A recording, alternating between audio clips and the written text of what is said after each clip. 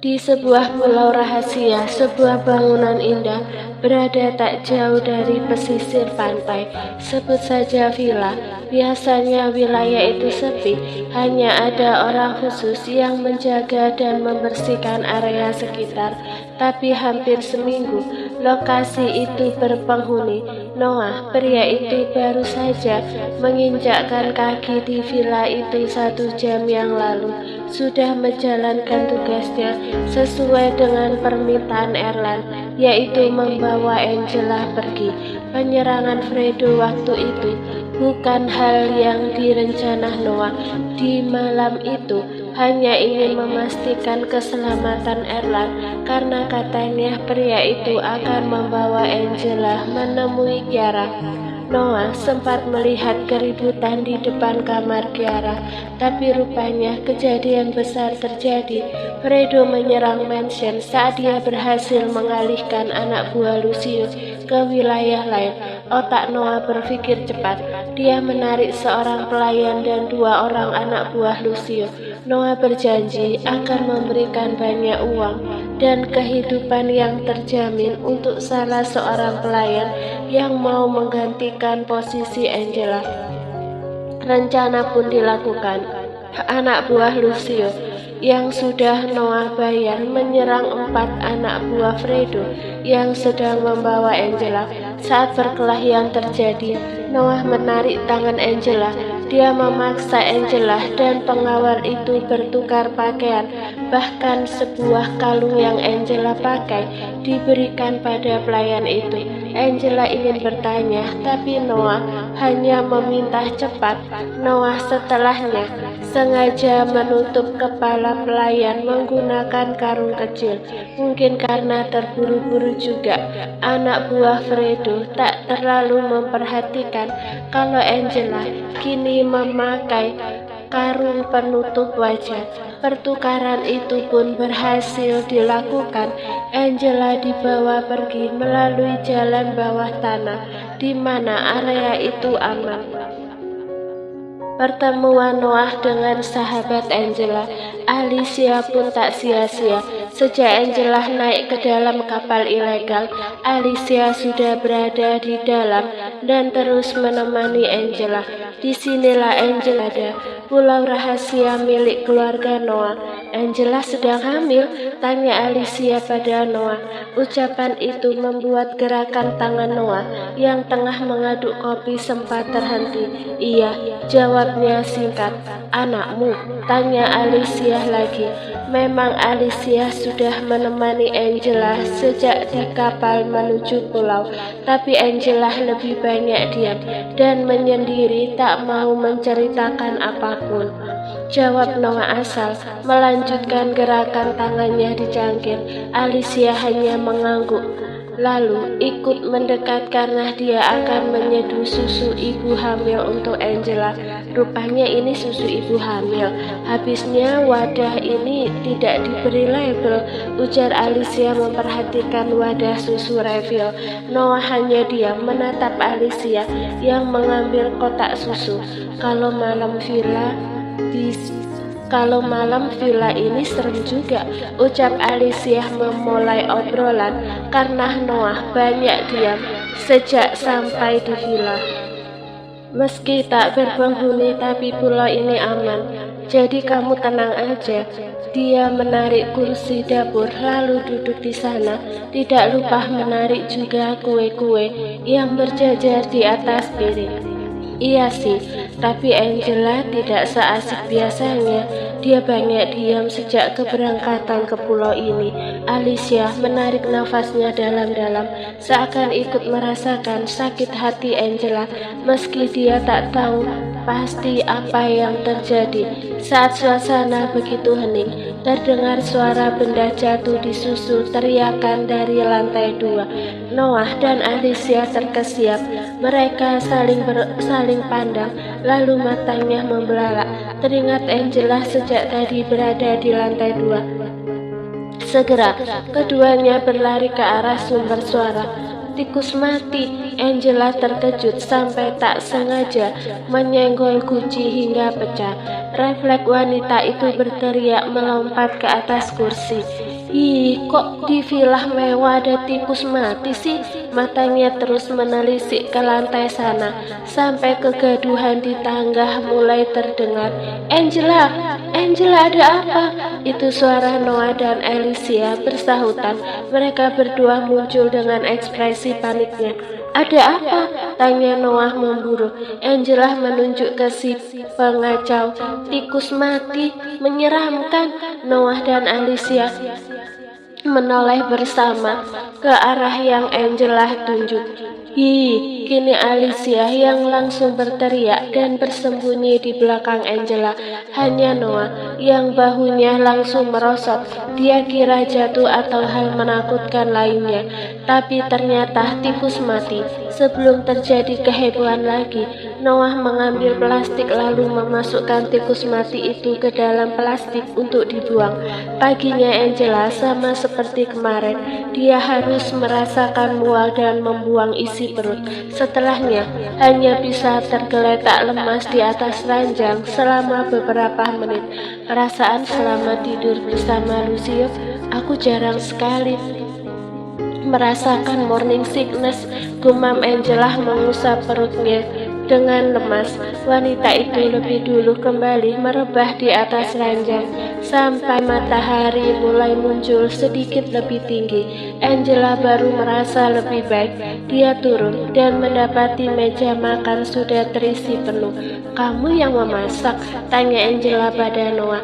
Pria itu satu-satunya orang yang ada di dapur saat ini. Entah apa yang Noah lakukan, Angela memilih duduk di kursi makan sembari menusuk udang hangat lalu dia makan.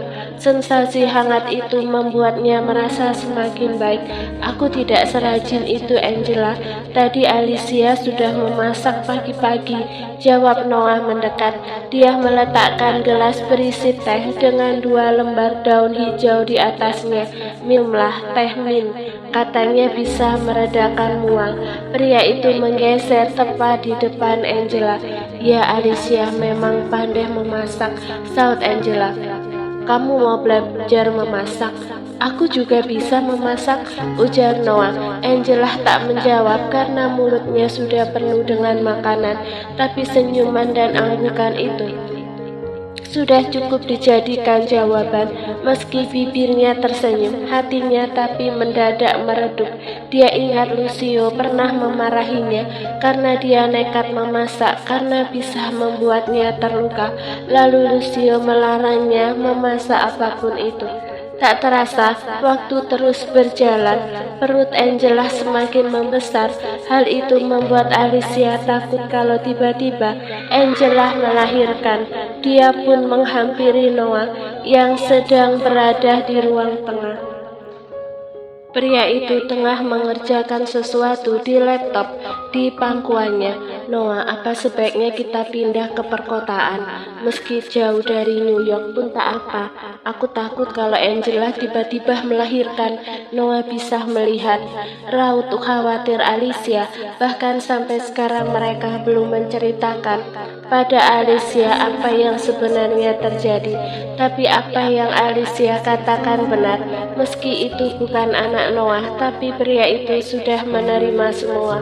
Dia akan menganggap anak Lucio adalah anaknya. Akan aku cari lokasi yang aman untuk Angela, jawab Noah. Kembali pada laptopnya beralih pada data beberapa lokasi di Amerika. Alicia memperhatikan, meski dia mencoba untuk tidak mau tahu. Dia lama-lama penasaran, sebenarnya apa alasan kalian sangat takut berada di tempat umum? Apa Angela sudah melakukan kesalahan sampai harus bersembunyi? Tanya Alicia. Apa Angela adalah buronan berbahaya? Tanyanya lagi, karena Noah tak kunjung menjawabnya. Jaga ucapanmu, tegas Noah menatap Alicia. Wanita itu menarik nafasnya lalu membuangnya panjang. Angela adalah sahabatku.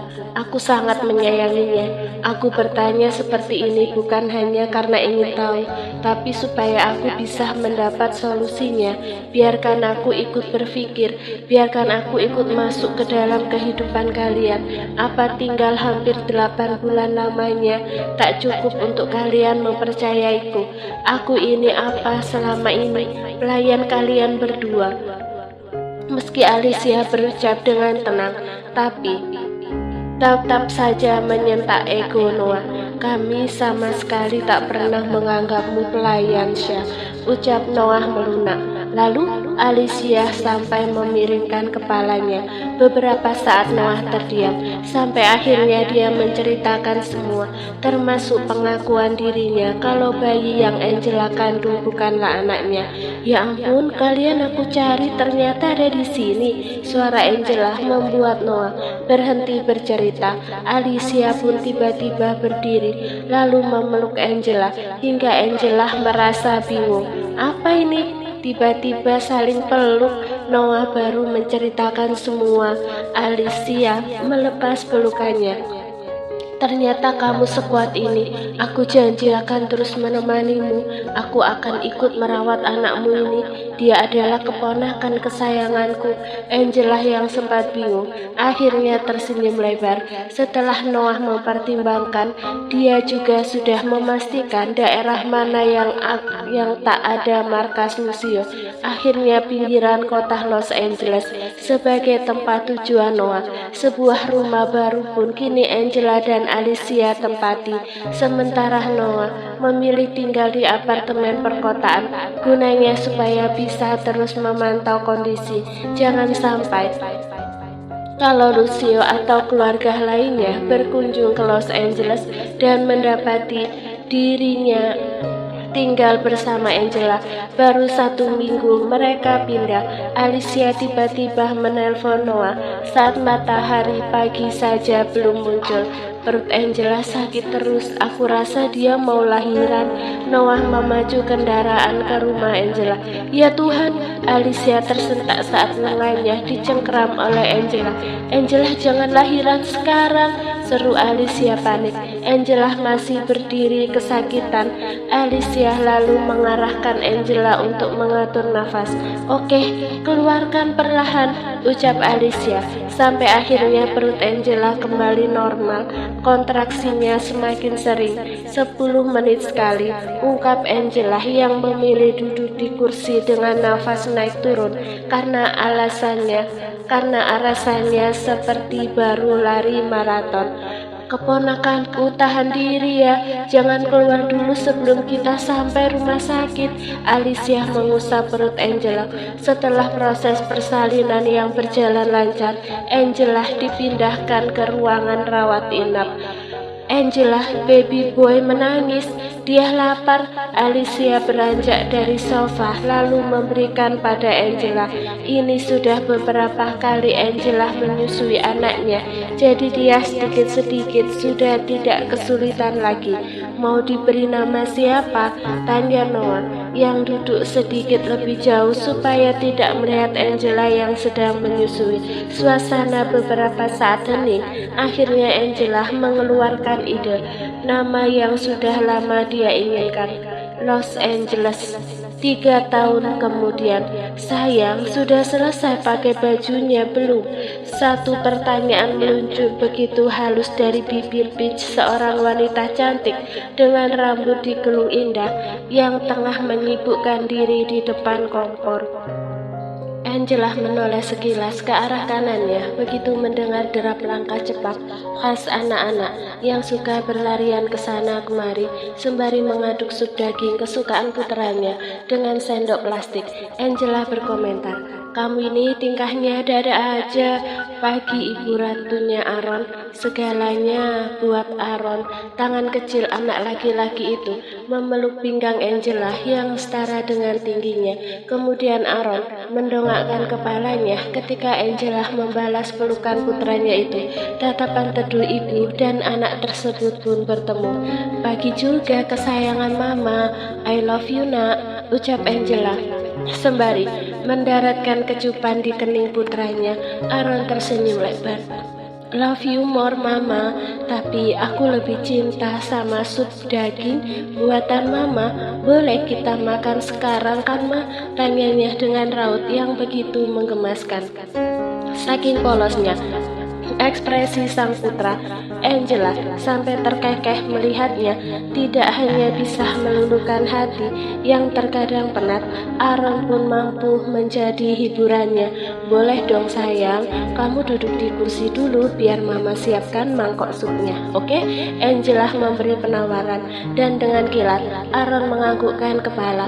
Tanpa banyak membantah, langkah bocah tampan berbolah mata biru itu menuju ke meja makan, duduk tenang sembari menunggu kedatangan Angela. Sedangkan Angela, wanita cantik yang tampil modis meski masih dibalut dengan apron berwarna biru langit itu, tampak sibuk menuangkan sup di dua mangkok yang berbeda warna. Nice, beres, cetus Angela yang sudah selesai dengan tugasnya. Tanpa berbasa-basi lagi, kedua tangan Angela langsung menggenggam dua mangkok sekaligus untuk dirinya juga Aaron yang sudah tak sabar menanti. Baru melihat kedatangan Angela dengan mangkok berkepul asap hangat yang menandakan masakan dihidangkan dalam keadaan fresh, Aaron sudah tersenyum kegirangan. Yes, sup daging, sorak Aaron sambil menggerakkan garpu juga, sendoknya ke atas juga ke bawah. Persis seperti aksi demo yang gemuruh, Angela geleng-geleng kepala, tetapi tetap meletakkan mangkok yang ia bawa ke hadapan Aaron. Nih buat kamu, hati-hati masih panas, ingat Angela di saat Aaron terlihat hendak menarik mangkok tersebut. Saking tak sabarnya, ringisan kecil tercetak di bibir Aaron. Maaf ma, cacing-cacing di perut Aaron. Sudah protes mau sup daging soalnya. Mana ada cacing, adanya lemak tuh. Kamu nanti gendut loh, goda Angela yang dibalas dengusan pelan dari bocah lucu itu. Aaron tidak gendut mama, setiap hari kan Aaron olahraga, jawab Aaron yang dibalas raut heran Angela. Olahraga apa? Yang mama lihat kalau kamu di rumah tuh cuma mainan mobil-mobilan sama baca buku dongeng Kapten Tren lo. Seloroh Angela mengabsen rutinitas putranya. Senyum cengengesan teruhir di bibir Aaron. Itu kan yang mama lihat kalau di rumah. Sewaktu mama masih di kantor atau pulang malam, Aaron sering kok olahraga. Kadang lari-lari kecil di kamar sambil ngejar pesawat-pesawatan atau lompat jongkok seperti yang guru di sekolah ajarkan. Mendengar ucapan Aaron, bukan Angela tersenyum bahagia mendengar keaktifan yang diperlihatkan sang anak, melainkan sentilan kecil yang menusuk hingga relung hatinya. Ya, Angela harus jujur kalau dirinya merasa tersindir oleh segala ucapan Aaron beberapa detik yang lalu, karena secara tak langsung Aaron telah mengutarakan isi hatinya yang kerap ditinggal Angela yang lebih sibuk dengan dunia pekerjaan. Pun dengan betapa kesepiannya Aaron yang Angela sama sekali tak ketahui selama dirinya di kantor, merasa bersalah. Tentu sebagai seorang ibu, Angela jelas merasa berdosa pada Aaron yang selama ini terbiasa atau dibiasakan mandiri karena tak banyak waktu yang dimiliki secara utuh. Bukan hanya tentang rasa bersalah, Angela juga terkadang iri dengan ibu-ibu di luar sana yang bisa secara full-time mengasuh, mengawasi, juga menyaksikan perkembangan anak-anak mereka. Andai saja keadaan berpihak dengan Angela, ia yakin sekarang kondisinya tak serumit ini. Setidaknya kasih sayang yang Aaron terima bisa utuh dan tak terbelah oleh kesibukan. Mama,